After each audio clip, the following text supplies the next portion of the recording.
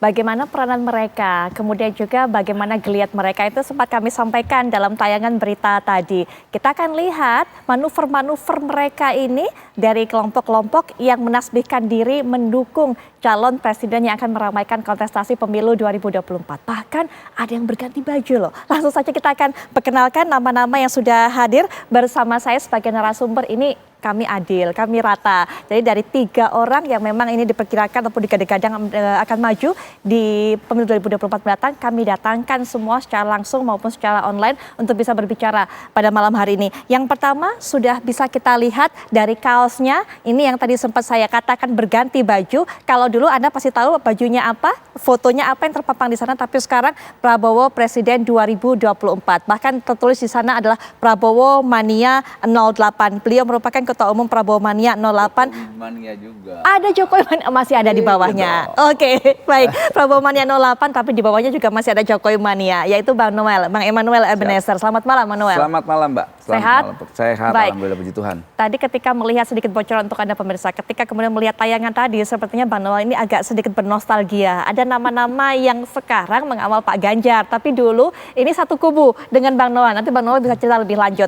Dan juga akan berbicara kepada kita, menceritakan dan juga berkisah bagaimana nanti kiprahnya untuk bisa mendukung calon presiden yang dijagokannya, yaitu Anies Baswedan selaku Ketua Presidium Relawan Anies. Ada Bang Laode Basir. Assalamualaikum warahmatullahi wabarakatuh. Selamat malam, Bang Laode Basir.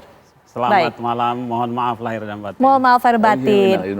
Iya, kalau kita lihat juga jaketnya, kemejanya semua juga sudah ditunjukkan terlihat Anies for President. Begitu yakin ya Bang ya? Betul. Oke, baik, nanti kita juga akan dengarkan bagaimana keyakinan mereka. Saya juga akan perkenalkan, ini merupakan pendiri atau juga yang membentuk Ganjarian Spartan, yaitu ada Bang Eko Kuntadi. Selamat malam Bang Eko Kuntadi. Selamat malam, Assalamualaikum warahmatullahi wabarakatuh. Waalaikumsalam warahmatullahi wabarakatuh. Saya sebenarnya ingin sekali melihat kostumnya, karena sepertinya juga sudah menyiapkan begitu kan properti, tapi sayang karena jauh tidak bersama saya di studio, saya hanya cuma lihat merah-merahnya saja, tapi tidak lihat mungkin ada foto dan tulisan dan sebagainya. Tapi saya paham betul bagaimana dukungannya akan diberikan oleh Bang Eko kepada Ganjarian ini atau kepada Ganjarian, komunitas Ganjarian Spartan mendukung tentunya Pak Ganjar Pranowo. Tapi saya akan sekali dengarkan cerita dari Bang Noel, gimana ceritanya bisa kemudian berpindah baju, berpindah kostum, dan mendapatkan teror nggak dari relawan-relawan sebelumnya mungkin? Ya, kalau ditanya teror dan sebagainya secara psikologis pasti ada ya. Mereka mengintimidasi dengan kata-kata pengkhianat, oportunis dan sebagainya. Ya kita lihat ya nggak masalah sih. Teror kayak begitu bentuk apapun dengan ancaman dan macam-macam sih udah biasa diancam kan. Jadi nggak kaget. Yang ngancam juga ya yang kita lihat pemahaman demokrasinya rendah. Kemudian standar ideologisnya juga nggak terlalu bagus sekali. Jadi kita nganggap nggak saya perhitungkan sih.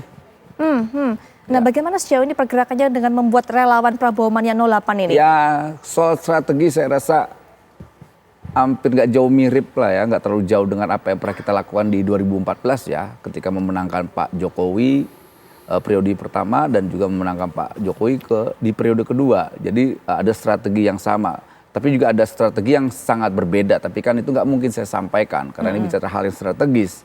Itu seperti itulah kira-kira Mbak. Baik, kalau Bang Ode sendiri, bagaimana kemudian para relawan ini menjaring masyarakat atau menjaring pendukung untuk Bang Anies lainnya? Ya, sifat relawan Mas Anies ini kemayoritas itu adalah partisipatif. Ya, memang datangnya dari komunitas masyarakat di berbagai pelosok seluruh Indonesia ini, kemudian sama-sama punya keinginan untuk mendukung Mas Anies. Ya, lalu kemudian karena saya kebetulan yang mungkin mereka banyak dapat info, akses juga bisa, baik itu melalui media sosial, telepon. Ya, kemudian bagaimana keinginan-keinginan masyarakat ini kita himpun, ya kita organisir. Tapi yang terpenting tadi adalah sifatnya rata-rata itu partisipatif. Partisipatif. Ya, muncul dari keinginan masyarakat, ya supaya keinginan ini kemudian bisa dalam bahasanya itu vektornya sama, arahnya sama, ya kita organisir. Ya, kita kemudian kalau dalam bahasa Mas Anies itu walaupun tidak terorganisir, tidak terorganisir yang penting terkoordinasi. Oke. Ya minimal kita koordinasikan. Yang kedua, yang saya lihat juga adalah relawan Mas Anies ini mandiri. Mandiri seperti apa, Bang? Ya, mandiri dalam pengertian mereka melaksanakan kegiatan, melaksanakan dukungan. Ya dengan masing-masing kemampuannya masing-masing. Saya sebagai pimpinan pusat di relawan Mas Anies tidak terlalu banyak direpotkan dengan kegiatan-kegiatan yang sifatnya inisiatif tadi. Ya, kebanyakan saya tinggal menghadiri undangan, menyampaikan pesan-pesan terkait dengan strategi kita, terkait dengan bagaimana memperkenalkan Mas Anies, kemudian bagaimana merangkul masyarakat. Jadi sifatnya saya menghadiri undangan saja. Tidak ada jauh sekali dari kegiatan yang sifatnya mobilisasi. Baik, swadaya dari para pendukung luar biasa. Partisipatif, mandiri, ya lahir inisiatif dari para pendukung sendiri. Hari ini relawan Mas Anies, nama simpul relawannya itu sudah terdaftar di komunitas kami di jajaran pusat itu sudah hampir 500-an simpul relawan. Oke. Ya. Berbagai macam nama yang saya sendiri kalau tidak buka daftarnya secara online itu nggak hafal memang kan gitu. Alhamdulillah kita syukuri kan gitu ya. Baik, kalau para pendukung Anies ini kemudian diklaim oleh Bang Ode banyak kemudian berpartisipasi, inisiatif, swadaya. Kalau dari para pendukung ataupun juga para relawan untuk Pak Ganjar, seperti apa Mas Eko hingga saat ini pergerakannya? Ya, sebetulnya sama ya. Relawan ini kan adalah inisiatif politik masyarakat yang barangkali sebagian orang tidak tertampung dalam kanal-kanal partai politik. Jadi kita ingin berpartisipasi dalam pilpres, tapi kita bukan anggota partai, kita bukan aktivis partai, sehingga kita bisa membentuk organisasi yang cair ya, organisasi yang secara struktural cair. Semua orang bisa bergabung karena kesamaan dalam mendukung seorang figur yang dianggap representasi aspirasi mereka. Jadi itu pergerakannya, dan fenomena relawan ini kan sebetulnya fenomena langsung dari pemilihan yang langsung. Ketika presiden di Indonesia mulai dipilih secara langsung, maka banyak masyarakat yang juga bergerak menyalurkan aspirasi politiknya dan kemudian mengorganisir diri dalam bentuk relawan. Makin ke sini ketika pemilihan langsung pertama, kemudian sekarang pemilihan langsung periode ketiga setelah Presiden Pak SBY, Pak Jokowi, lalu sekarang berikutnya di 2024 ini fenomena relawan bahwa partisipasi masyarakat makin terasa dibutuhkan dalam demokrasi kita, sehingga ini ruang yang dimanfaatkan oleh kita sebagai anggota masyarakat untuk berpartisipasi dalam politik, sehingga kita nggak cuma menjadi masyarakat yang suaranya dibutuhkan pada saat pemilu doang, tetapi kita bisa menitipkan aspirasi sejak awal pada calon-calon kita, kepada figur-figur yang kita dukung. Karena itu kita bergerak, karena itu kita ingin mengatakan bahwa ada partai politik yang melakukan kegiatan-kegiatan politik kepartaian, ada juga relawan yang melakukan kegiatan-kegiatan politik secara langsung dan sifatnya pasti ad hoc. Ad hoc maksud saya adalah kalau relawan mendukung seseorang, itu pasti ketika seseorang itu sudah katakanlah menjabat, sudah nanti tidak lagi mengikuti pemilihan, ya otomatis relawannya dibubarkan, otomatis relawannya tidak lagi dibutuhkan. Kenapa? Karena memang tujuannya untuk menyampaikan aspirasi politik pada saat proses politik itu berlangsung. Baik, Mas Eko, ini hal menarik, fenomena relawan ketika pemilu-pemilu sebelumnya ini kemarin, kita berkaca pada pemilu sebelumnya 4 tahun lalu saja deh, yang terdekat begitu kan, ini kan begitu kencang, bahkan disebut sebagai relawan ini kunci kemenangan, tapi tidak sedikit juga masyarakat yang berpikir bahwa relawan juga yang membuat kemudian masyarakat ini menjadi terkotak-kotak, menjadi terkubu, menjadi begitu bermusuhan. Bagaimana Mas Eko melihatnya? Ya kalau kita lihat kan ada relawan atau tidak, yang namanya pemilu ya pasti orang beda pendapat, beda pandangan, beda pilihan politik, itu biasa. Kalau kita tidak beda pandangan, beda pilihan politik, maka nggak ada pemilu. Selama ini kan kita berapa kali sih bikin pemilu, udah 500 sekian kabupaten kota melakukan pilkada apa. Indonesia biasa-biasa aja, nggak ada yang terpecah kecuali Jakarta kemarin kan. Pemilunya itu sampai panas sekali, tapi overall relatif seluruh Indonesia itu biasa-biasa saja. Dan itu semuanya, semua calon bupati, semua calon gubernur itu punya relawan juga, dan kita biasa-biasa aja sampai sekarang. Baik, perbedaan itu hal yang biasa, tapi seperti yang kata-kata tadi banyak yang mengklaim kemudian permusuhan itu diakibatkan adanya relawan-relawan yang kemudian harga mati membela salah satu capres, membela salah satu pasangan begitu, tapi kemudian meniadakan pasangan lainnya atau kemudian menjelek-jelekan pasangan lainnya. Nanti mungkin juga bisa diberikan pandangan mengenai hal ini Bang Noel, kemudian juga Bang Laude, tapi sesaat lagi kami segera kembali.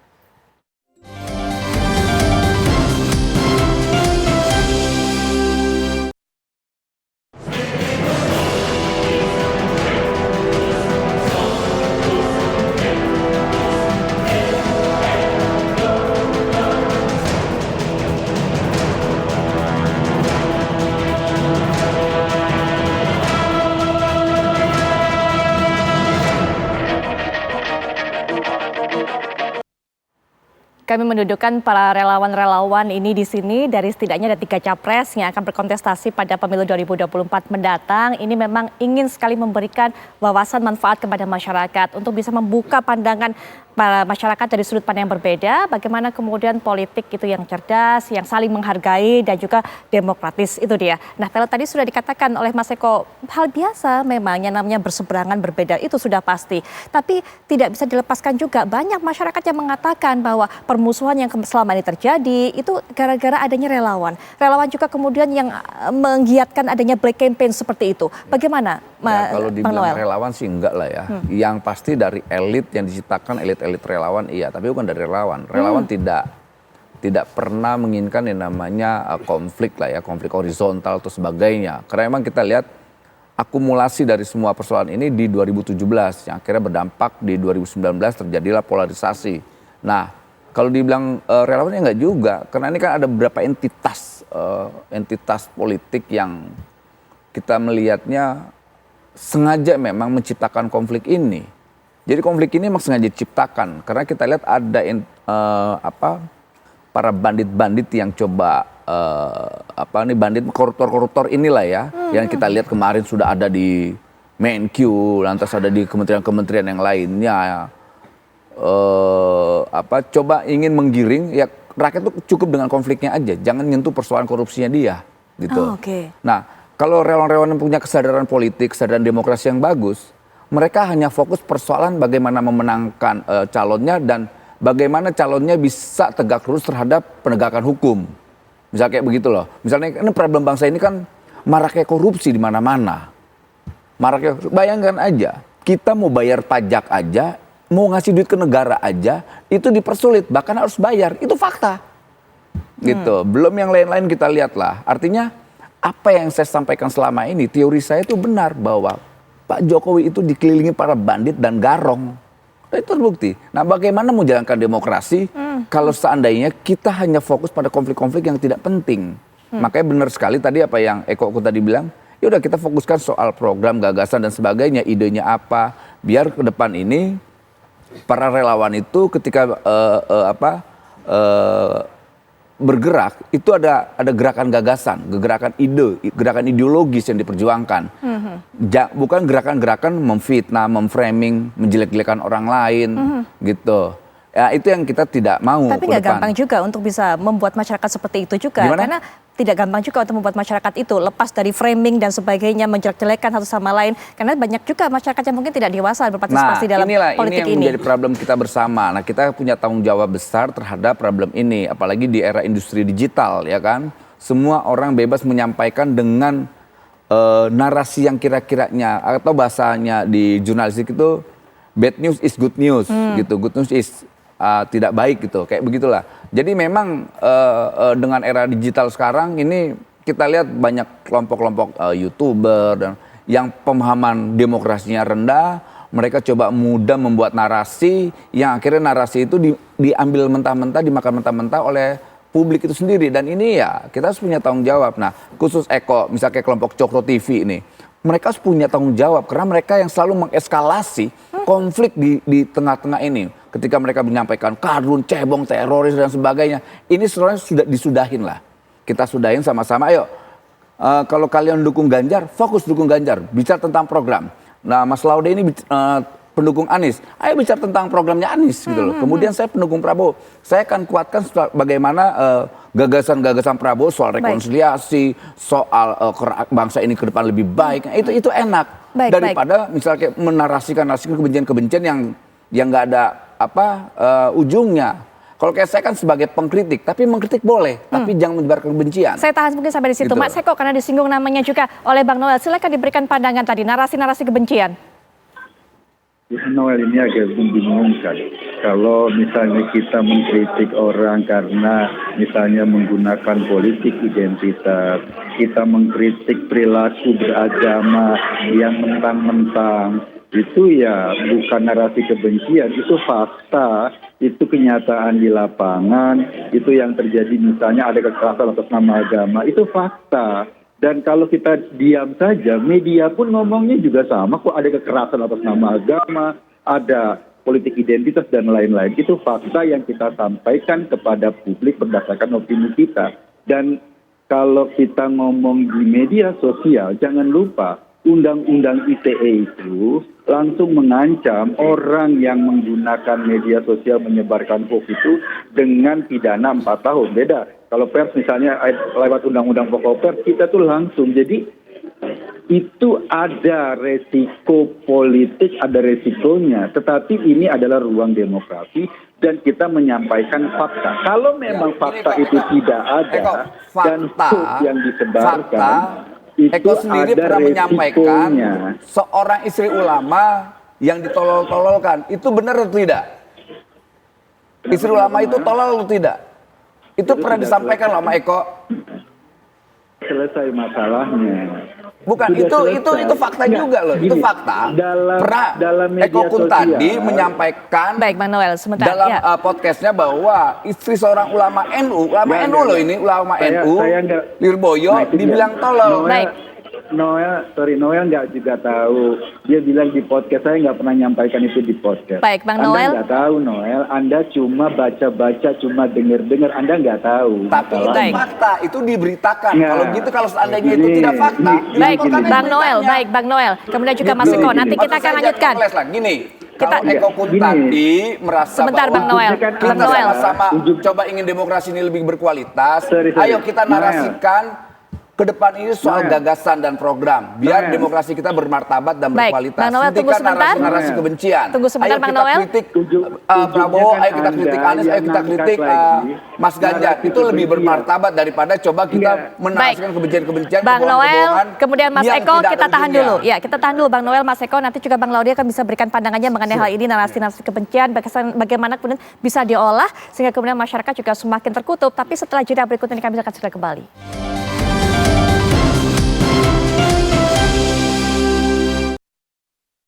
Berikutnya kami juga ingin dengarkan pendapat Bang Laude, bagaimana kemudian seharusnya terjadi adalah perang gagasan, tidak saling menjelekkan satu sama lain sehingga kemudian masyarakat juga bukan hanya kebencian yang kemudian mengemuka, tapi ya betul-betul apa yang dimiliki oleh ide-ide yang dimiliki oleh para calon presiden ini, Bang Laude.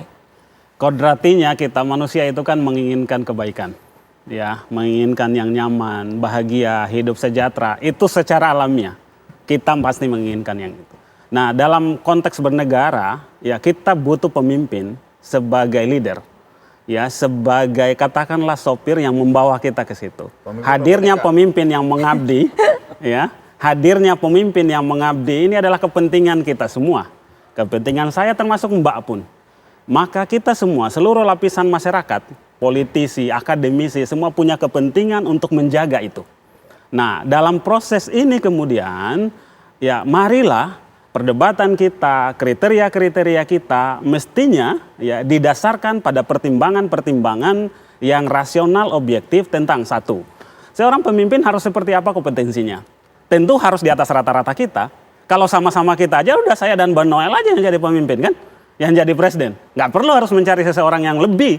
Ya, dia harus lebih dari rata-rata masyarakat. Ya, kita Mari timbang satu persatu, kompetensi pribadi, bagaimana sosial dia, bagaimana kehidupan dia, termasuk bagaimana pendidikannya. Nah, kemudian kita lihat juga pengalaman, track record dalam dunia kerja.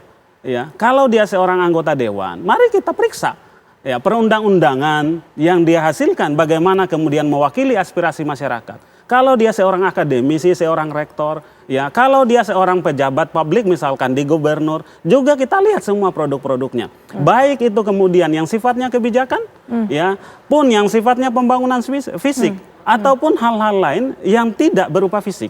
Semua bisa diperiksa. Lalu kita bikin kemudian daftar list, yang kita pilih adalah harus yang terbanyak menghasilkan kebijakan, menghasilkan karya yang punya dampak terhadap kebaikan, terhadap kesejahteraan umat manusia. Baik. Dalam bahasa Mas Anies yang selalu meng-highlight amanah ataupun tujuan kita berbangsa, tujuan kita merdeka, yang meminjam bahasa Mas Anies, beliau menyatakan bahwa memenuhi janji kemerdekaan. Ya, pemimpin kemudian harus bisa mengantarkan kita pada bagaimana bangsa ini, ya, masyarakatnya dilindungi hak-haknya, kemudian terwujudnya kesejahteraan, kemudian terpenuhinya misalkan kecerdasan, ya, dan ikut melaksanakan ketertiban dunia, hidup damai. Nah, dalam konteks ini saya melihat kalau misalkan masyarakat kita ya secara bijak, punya nilai, punya tingkat pemahaman tinggi, insya Allah hal yang sifatnya hoax apa semua itu bisa kita hindari. Hari ini muncul memang ya tugas kita bersama termasuk teman-teman media adalah bagaimana kita mencerdaskan kehidupan berbangsa dan bernegara termasuk dalam hal berpolitik. Itu tujuan kami juga kemudian mengundang para relawan ini. Saya tahu kemudian masih ada yang harus diselesaikan, adu argumen antara Mas Eko dengan Bang Noel, tapi sayangnya waktu juga yang menyudahi pertemuan kita, jadi mungkin bisa dilanjutkan di kesempatan lain. Tapi sekali lagi terima kasih Mas Eko sudah berkenan untuk bisa ikut terlibat dalam perbincangan ini. Bang Laude terima kasih, Bang Noel juga terima kasih. Dan pemirsa, perbincangan ini menutup jumpa kita malam hari ini. Kita akan kembali esok. Saya Putri Viola pamit, selamat malam, sampai jumpa.